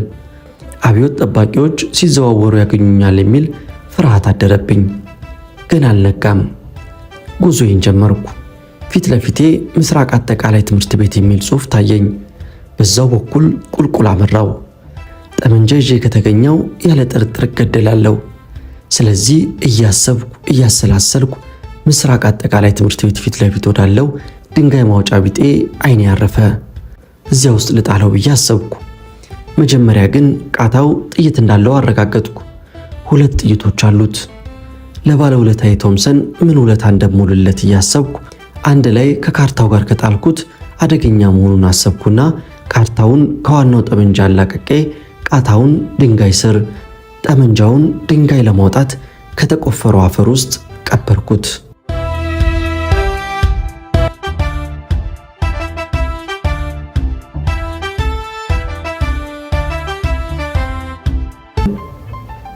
መሳሪያዬን ካወደምኩ በኋላ ወዴት እንደሚሄድ እያሰላሰልኩ ጥቂት ተጓዝኩ። አስመራ መንገድ አካባቢ ስደርስ የሚያውቀኝ ሰው ካየኝ አደጋ ሊፈጥር እንደሚችል ተረዳው። ስለዚህ ሰው በማይበዛበት አቋራጭ መንገድ መሄድን መረጥኩ። ወደ ሳሪስ ነበር ጉዞዬ። ስገለማመጥ ሳሪስ ደረስኩ። የሄድኩት ወደ አክስቴ ቤት ነበረ። አካባቢው ጭር ያለ በመሆኑ ለጥቂት ቀናት መሸሸጊያነት አመቺ ነው። አንኳኳው። ከፈቱልኝ። ሁኔታዬን ሲያዩ ደነገጡ። ሰውነቴ ደም በደም ሆኗል። እጅ እግሬም እንዲሁ። ካለ ፊልድ ጃኬት በስተቀር ምንም አልለበስኩም። መለመላይን ነኝ። ብልቴ እንኳን አልተሸፈነም። እንዴት ነው ነገሩ አሉኝ ያክስቴ ባል። አፌ በልጓሙ ምክንያት ከጎን ትንሽ ስለተቀደደ መልስ ልሰጣቸው አልቻልኩም። መቁለጭለጭ ብቻ። ውሃ ሞቆልኝ ሰውነቴን ስታጠብ በሳንጃ የተወጋሁት ሆዴ አብጦ ኖሮ አላንቀሳቅሳለኝ። በሀበሻ መድኃኒት በጨርቅም በምንም እርዳታ ተደረገልኝ። ሐኪም ቤት መሄድማ እንዴት ተደርጎ ይታሰባል?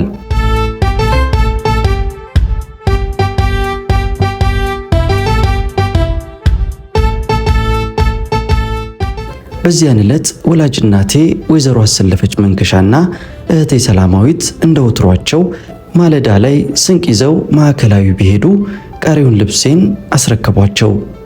የልጇን ማረፍ ሜዳ ላይ የተረዳች እናት ምን መሆን እንደምትችል እንግዲህ አንባቢው ራሱ ይፍረደው። ኡኡታው ቀለጠ። መንከባለል ሆነ። ጥበቃ ላይ ተሰማርተው የነበሩት ወታደሮች አስፈራርተው እየገፋፉ አባረሯት። እኔም ግን ይህ ሁኔታ እንደሚፈጠር ገምቼ ስለነበረ እናቴን የሚጠብቅ ቃፊር ወደ ማዕከላዊ ልኬ ነበርና እየገፋፋ ከግቢ አውጥቶ ምንም ማድረግ ስለማይቻል ሐዘኗን መቻል እንዳለባት እያስረዳት ወደ ቤት ጉዞ ጀመሩ። ቃፊሬ ወደ ጆሮዋ ጠጋ ብሎ በሹክሹክታ ልጅሽ ተርፏል፣ አትዘኚ አላት። እናቴ እንደገና ተደናገጠች። ህልውናዬን ራሷ ማረጋገጥ ስለፈለገችም ሳሪስ ከቻለች። ስታይኝ አፌ አብጧል፣ አይኔም አንዳች አክሏል። ሰውነቴን ብትዳብሰው ጎኔ ተነርቷል። እየየዋን አቀለጠችው። ስለ ገጽሷት ግን ዝም አለች።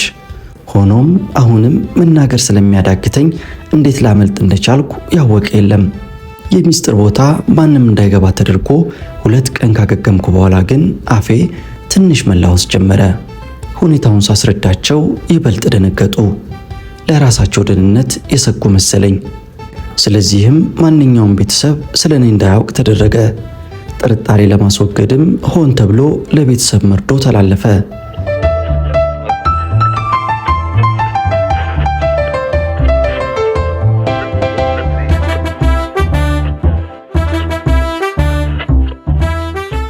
የካቲት 23 ቀን 1969 ዓ.ም 2 ቦታ ድንኳን ተጥሎ አልቃሽ ቆመ። አንደኛው ድንኳን በከፍተኛ 18 ቀበሌ 36 በአባቴ ቤት የቆመ ሲሆን ሁለተኛው ደግሞ ከፍተኛ 14 ቀበሌ 07 በሚገኘው የእናቴ ቤት ተተከለ። ፎቶዬ በትልቁ ተዘጋጀ። አልቃሾች ወጣትነቴን፣ መልካም ቁመናዬን እያነሱ ዘመድ ወዳጁን አስለቀሱ። እድሮች ገንዘብ አወጥተው ሰጡ። እንግዲህ በዚህ መልኩ በቀለ መሪን የሚባል ሰው ከምድረ ገጽ መጥፋቱ ተረጋገጠ።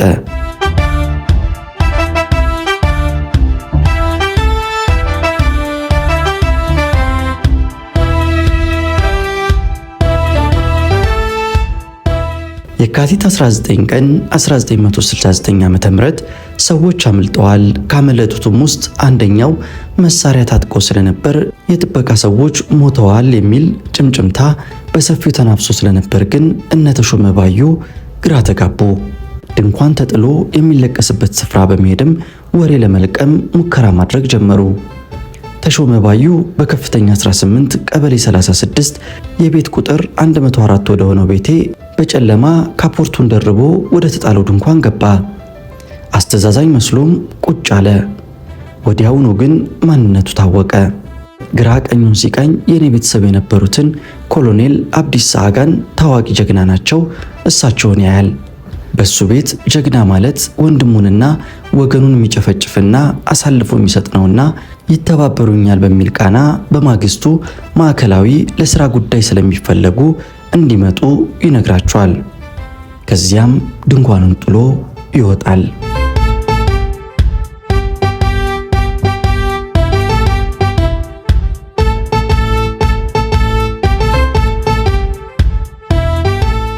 በማግስቱ ኮሎኔል አብዲሳ በታዘዙት መሰረት ተሾመ ባዩ ዘንድ ሄዱ። ስለ በቀለ መርኔ የሚያውቁት ነገር ካለ አብዮታዊ መንግስት ላለፈውም ውለታውን ከፍሎት እንደነበረ ሁሉ አሁንም ይከፍሎታል በማለት ያባብላቸው ገባ። ኮሎኔሉ ስለኔ ሁኔታ ቢያውቁም አይኔን ግንባር ያድርገው ብለው ተለዩት። ጀግና ማለት እንዲያ ነው። ወገንን ከውጭ ወራሪ ኃይል መከላከል ስለሆነ ዓላማቸው እንደ ጀግኖቹ እንደነ ተሾመ ባዩ ወገንን ማረድ፣ ማሰቃየት ሊያረካቸው አልቻለም። ግራም ነፈሰ ቀኝ ደርግ መትረፌን ከሰማ ቤተሰቦቼን እንደሚያሰቃያቸው በሚገባ ስለተገነዘብኩ መሰወር እንዳለብኝ ወሰንኩ።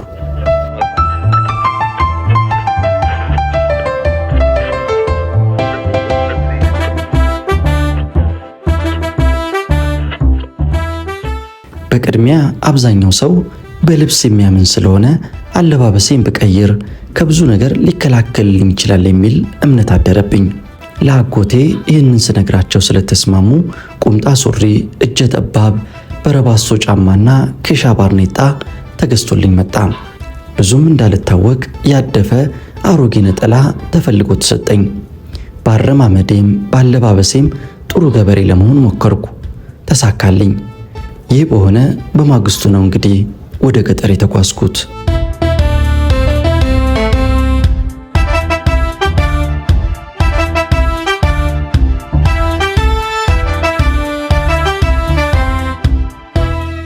ጠዋት በ12 ሰዓት ወደ ደብረ ብርሃን የሚወስደኝን ሎንቺና ተሳፈርኩ። አለባበሴ ከባል ሀገርም ያደፋው አይነት ስለነበረ ዘመናዊ ወጣቶች አጠገቤ ቢቀመጡ ሊጠየፉኝ ይችላሉ።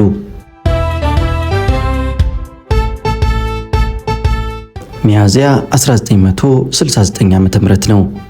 ኃይለኛ አሰሳ በአዲስ አበባ ከተማ እየተካሄደ ነበር። አብዮት ጠባቂዎች እንደፈቀዱ ይተኩሳሉ፣ እንዳሻቸው የሰው ቤት በርግደው ይገባሉ። የሰዎች ሬሳ በየቦታው ወድቆ እንደሚታይ እሰማለሁ። ልክ ኮከበ ጽባህ ትምህርት ቤት ስንደርስ ከባድ ፍተሻ ይካሄድ ነበረ። ሰው ሁሉ ከመኪናው ወረደ፣ እኔም ወረድኩ። አብዮት ጠባቂዎችና መለዮ ለባሾች መኪናውን ምንጥር አድርገው ፈተሹት። ከዚያም ወደ ተሳፋሪዎች መለስ ብለው ወጣት የሆነውን ሁሉ ያለ ምክንያት አስቀሩት። ሽማግሌዎችንና አሮጊቶችንም እየገለማመጡ አስገቧቸው። ተራዌን የሆነ አልፈራሁም። ምክንያቱም አለባበሴ እንኳንስ አብዮት ጠባቂዎችን በቅርብ የሚያቆኝንም የሚያሳስት ነበረ። እጅ ወደ ላይ አለኝ አንድ አብዮት ጠባቂ። እጆቼን አወጣው። ወዴት ነው የምትሄደው? ወደ ደብረ ብርሃን። መታወቂያህስ? አልያዝኩም፣ ገበሬ ነኝ። ገና ማህተብ ስላልተሰራልን ሰው ታሞብኝ ሳላስበው ነው የወጣሁት። የት ነው አገርህ? የረርና ከረዩ አውራጃ። አለባበሴን አይቶ በነጠላ መቆሸሽ ብቻ ሂድ ከርፋፋ ባላገር ብሎ ወደ ሎንችናው ገፈተረኝ። ደስ አለኝ። ግማሹን ተሳፋሪ አስቀርተውታል። መኪናው ጉዞውን ጀመረ። የቀሩትን ኬላዎች እንዴት እንደማልፍ ሳሰላስል ዋናው ኬላ ብረታ ብረት ፋብሪካ ደረስን። ወረድን። ፍተሻው ቀጠለ። እነዚህም የጠረጠሯቸውን አስቀሩ። እዚህ ፍተሻው ጠበቅ ያለ ስለነበረም በጣም ፈራው። ሆኖም መፍራቱ ዋጋ ስለሌለው ራሴን የበለጠ ገበሬ ለማስመሰል በአቋቋሜም በአነጋገሬም ጥንቃቄ ማድረግ ጀመርኩ። ፈታሹ መታወቂያን ሲለኝ የበፊቱን መልስ ሰጠሁት። በተንተባተበ የባላገር አነጋገር ጨርሶ አልጠረጠረኝም። ሌላው መጣና የት ነው አገርህ ሲል ጠየቀኝ። የረርና ከረዩ። ታዲያ በዚህ መስመር ምን ታደርጋለህ? መንገዱ በናዝሬት አይደለም እንዴ? ገንዘብ ስለሌለኝ ግማሹን በእግሬ ለመሄድ በዚህ በኩል ይቀርበኛል ብዬ ነው ስል መልስ ሰጠው። አሁንም እየገለማመጡ ወደ ሎንችናው ገፍትሮ አስገቡኝ። ደስ አለኝ። ብዙ የፍተሻ ኬላዎችን በዚህ ዘዴ አለፍኩ። ከዚያም መሪ ተሰጥቶኝ በእግር ወደ ባላገር ጉዞ ጀመርኩ። አንድ ቀን ተኩል ተጉዤ የምፈልገው ቦታ ደረስኩ።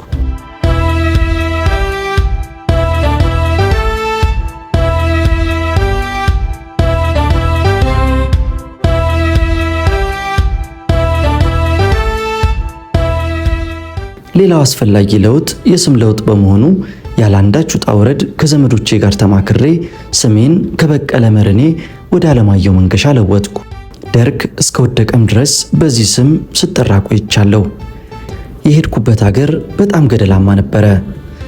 በጣም ጉራንጉርና ስልጣኔ ያልገባውም ስለነበረ ለጥቂት ቀናት ግራ መጋባቴ አልቀረም።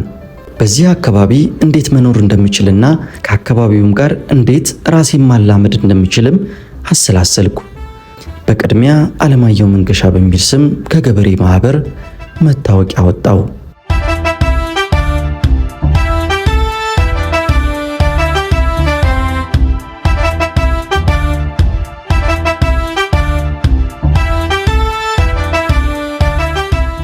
አንድ ቀን ጠዋት ያረፍኩባቸው ዘመዶቼ ያለ ወትሯቸው መንሾካሾኩና ወጣ ገባ ማለት አበዙብኝ። የተጨነቁ ይመስላል። ፍራሽ ያነጥፋሉ፣ ወዲያ ወዲህ ይላሉ። በመገረም ሳስተውላቸው አጎቴ መጡና አለማየሁ አሉኝ በአዲሱ ስሜ። አቤት። አባት የካቲት 5 ቀን 1969 ዓ.ም አርፏልና እርምህን አውጣ። የኔ ልጅ እስከ ዛሬ ያልነገርንህ በዚህ ምክንያት እንዳትያዝና እንዳትገደል ብለን ነው። በእጅጉ ደነገጥኩ። ምን ገደለው ስል ጠየኳቸው። እስር ቤት በደረሰበት ድብደባ ምክንያት በተለቀቀ በሳምንቱ ነው ያረፈው። ለምን እስር ቤት ሳለው እንድቀብረው አልተደረገም? ተከለከልክ። እንኳንስ ለአባቱ ቀብር ሊወጣ ለራሱ ሕይወት ያስፈራዋል ብለው ደርጎቹ የተላከውን ሰው አስፈራርተው መለሱት። አባትህን እንድትቀብር በማመልከቻም ተጠይቀው ነበረ። ያልተደረገ ሙከራ አልነበረም። ግን እንኳን መቅበርም ቀርቶ እስር ቤትም ሆነ እንዳትሰማ ቤተሰቡን በሙሉ ማስጠንቀቂያ ሰጥተውታል አሉኝ። ገረመኝ ጭካኔያቸው።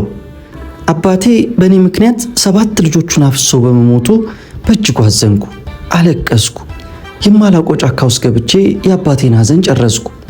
በአባቴም ሆነ በእኔ ላይ የዚህ አይነት አደጋ በመድረሱ አዘንኩ።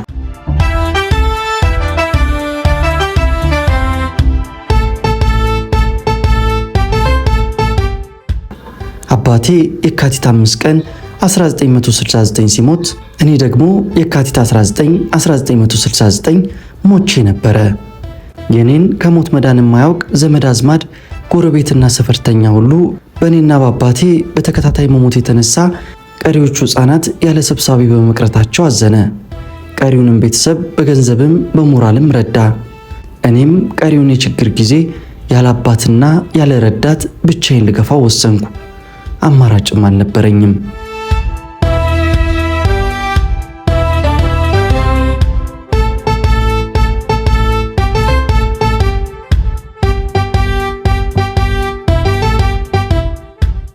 በ1970 ዓ.ም በግብርና ሥራ እንድሰማራ ላለሁበት ገበሬ ማህበር አመለከትኩ። በእግዚአብሔር ፍቃድ ተፈቀደልኝና የማላውቀውንና በህልሜም እሰራዋለሁ ብዬ ያልገመትኩትን የእርሻ ሥራ ተያያዝኩት። በኤረርና ከረዩ አውራጃ በአክሪሚት ቀበሌ ገበሬ ማህበር ልዩ ስሙ አሴር አገር በሚባለው ሰፈር ነበር የምገኘው። 5 ዓመት በገበሬ ማህበር በጸሐፊነት ሳገለግል ትዳር መስርቼም የአንድ ልጅ አባት ሆንኩ። ለብዙ ሰዎች የአዲስ አበባ ጆሊ ወይም አራዳ ገጠር ገብቶ የግብርናን ሙያ ተላምዶ መኖር ይችላል ብሎ መገመቱ አስቸጋሪ ነው የሚሆንባቸው።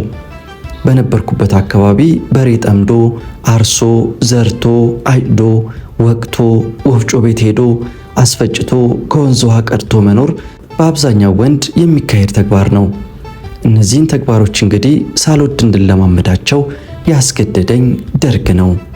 ቀስ በቀስማ አገሩንና ኑሮውን እየለመድኩት ሲሄድ የከተማውን ኑሮ ረስቼ የገጠሩን እየወደድኩት መጣው።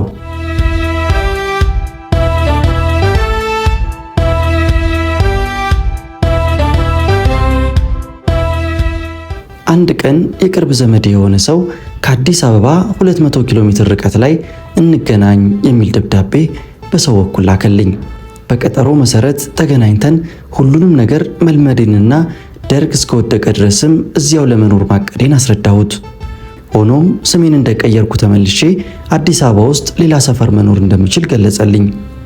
እኔ ግን በእንዲህ አይነቱ ዋስትና በሌለው መንገድ ወደ አዲስ አበባ መመለስ ለሕይወቴ አደገኛ መሆኑን ስለማውቅ ፈቃደኛ ሳልሆን ቀረው።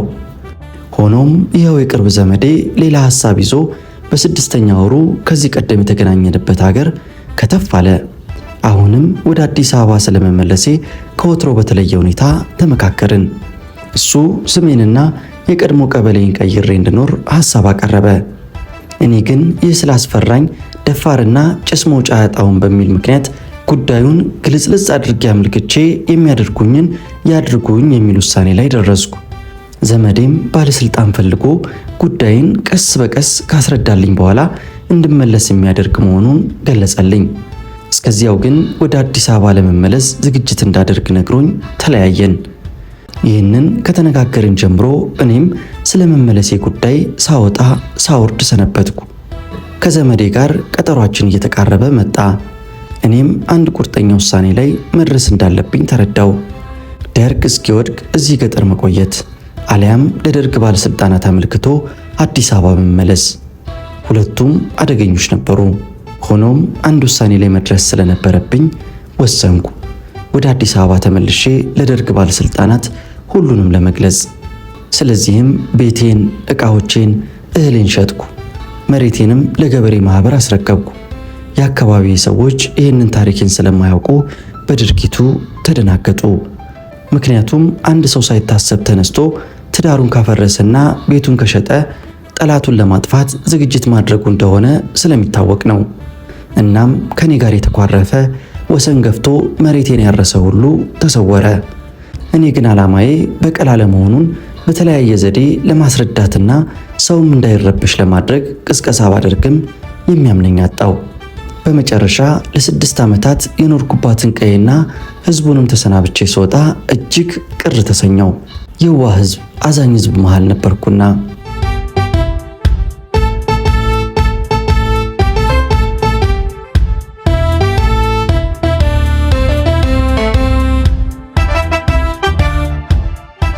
እስከነ ቁምጣዬ እስከነ ነጠላዬና ድሪቶዬ መኖሬን የሚያውቁ ዘመዶቼ ባይደናገጡም ሞቷል ብለው እርማቸውን ያወጡት ግን ተደነቁ። ባለስልጣን ፊት ስለቀረብኩ አሁንም በግልጽ አልንቀሳቀስም። ሰው የተሰበሰበበት አካባቢም አልገኝም።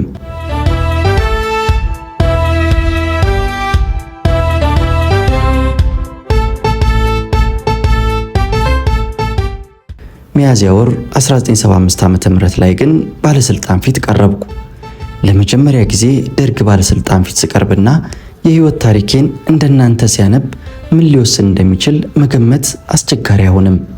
ሆኖም ጉዳዩ ውስጥ ውስጡን በዘመድ አለቀ።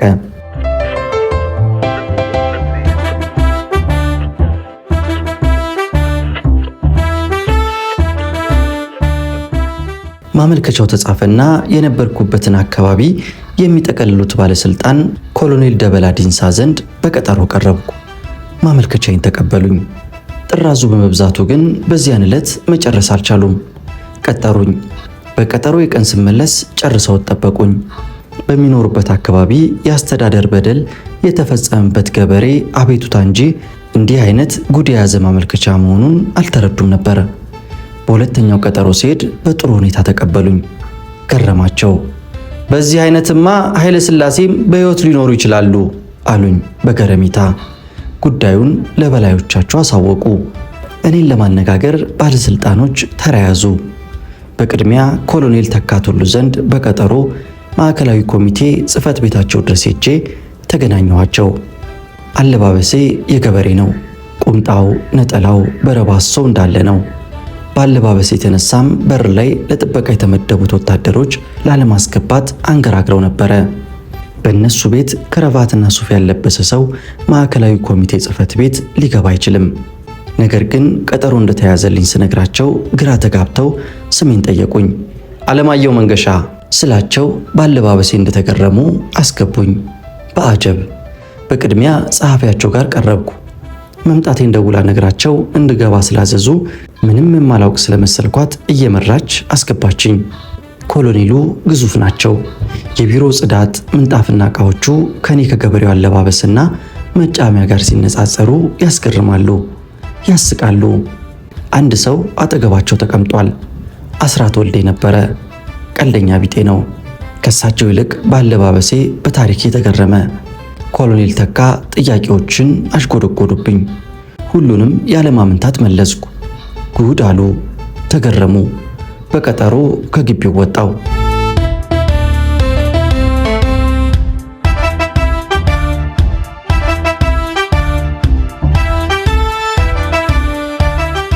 ቀጥለው እኔን ለማነጋገር የፈለጉት የደርግ ባለስልጣናት ኮማንደር ለማ ጉተማ የአዲስ አበባ ኢሰፓ ኮሚቴ አንደኛ ጸሐፊ ነበሩ። ቀጠሮ አንድ ቀን ሲቀረው ግን ከምሽቱ 4 ሰዓት ላይ በወቅቱ በከፍተኛ 13 የቀበሌ 02 ሊቀመንበር የነበረው ኃይሉን ይዘው የጥበቃ ሰዎች እናቴ ቤት ድረስ በመምጣት በሩን አንኳኩ። ተኝቼ ስለነበረና ስላልተጠራጠርኩ በሙታንታ ወጣው። አንደኛው ክላሽንኮፍ ጠመንጃ ደገነብኝ። ደነገጥኩ። ምንድነው አልኩት ባለጠመንጃውን። ትፈለጋለህ አለኝ። ልብሴን ልልበስ ብለው አይቻልም ናውጣ እህትህ ታቀብልህ ብሎኝ የከነማ ላዳ ውስጥ ራቁቴን አስገቡኝ። ከዚያማ ከፍተኛ 11 ጽህፈት ቤት እንድታሰር ተደረገ። በማግስቱ ከለማ ጉተማ ጋር ቀጠሮ አለን። የለማ ጉተማ ቢሮ ደግሞ እኔ ታሰርኩበት ከፍተኛ 11 ጽህፈት ቤት ትይዩ ነው። ታስሬ ያደርኩ። ቤተሰቤ ተደናገጠ። ያለሁበት ቦታ ስለጠፋባቸው ቢሆንም ባይሆንም ብለው ለፖሊስ ሪፖርት አደረጉ። ያለ ልብስ ያለ ብርድ ልብስ ባዶ ቤት ተዘግቶብኝ አድሬ ጠዋት ለእህቴ እዚያ መሆኔን ስለነገሯት ልብስ ይዛልኝ መጣች።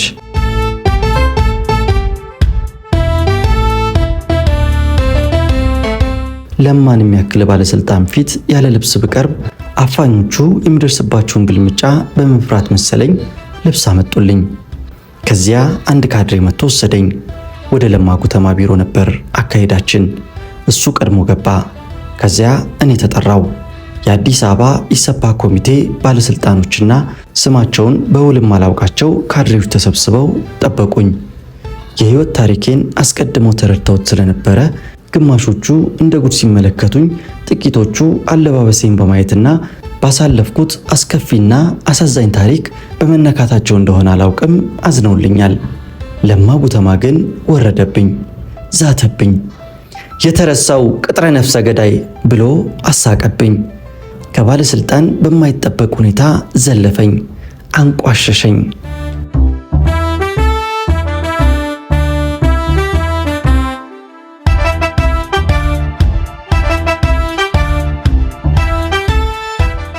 ከባለስልጣኖቹ ለጥቂት ወራት በየረርና ከረዩ አውራጃ ሳለው የማውቀው የየረርና ከረዩ አውራጃ አስተዳዳሪ በኋላም የአዲስ አበባ ኢሰፓ ኮሚቴ የድርጅት ጉዳይ ኃላፊ የነበረው ግርማ ዘውገ ጣልቃ ገብቶ እንደምንም የለማን ድፋታ አበረደልኝ።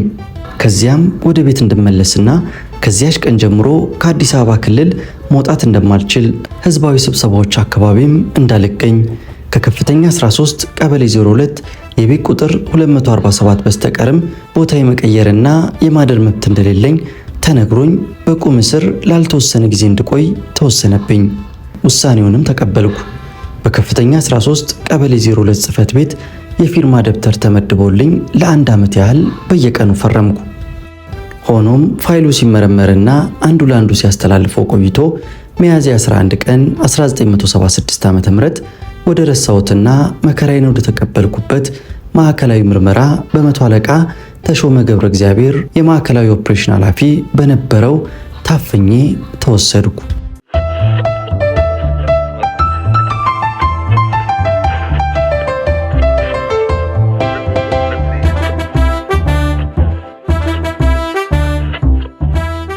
ማዕከላዊ ግን እንደ 1969 ዓ.ም አልነበረም። ተሻሽሏል። ብዙ ነገር ተለውጧል። የእስረኛው መብት በጥቂቱ ተጠብቋል። እኔም እንግዲህ በተጨማሪ ለ5 ዓመታት ታስሬ የካቲት 10 ቀን 1981 ዓ.ም ተፈታው።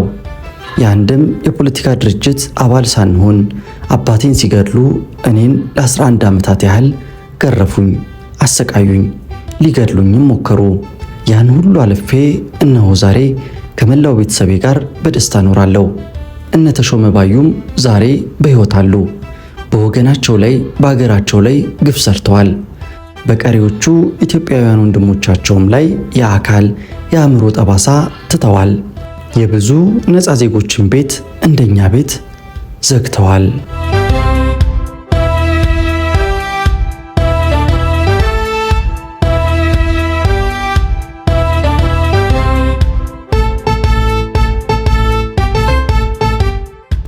ንጹህ መሆን መች ከደርግ ያስጥላል።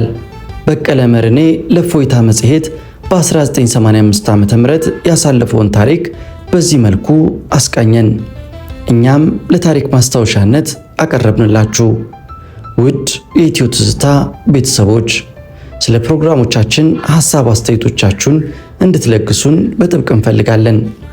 በምናቀርባቸው ታሪኮችም በእናንተ እይታ ከ10 ስንት ትሰጡናላችሁ? ለኛ ይጠቅመናል። ላይክ፣ ኮሜንትና ሼር በማድረግ የዩቲዩብ ቻናላችን እድገቱ እንዲፋጠን እንተጋገዝ። ለዛሬው በዚያው አበቃን። ይህም የኢትዮጵያ ታሪክ ነው።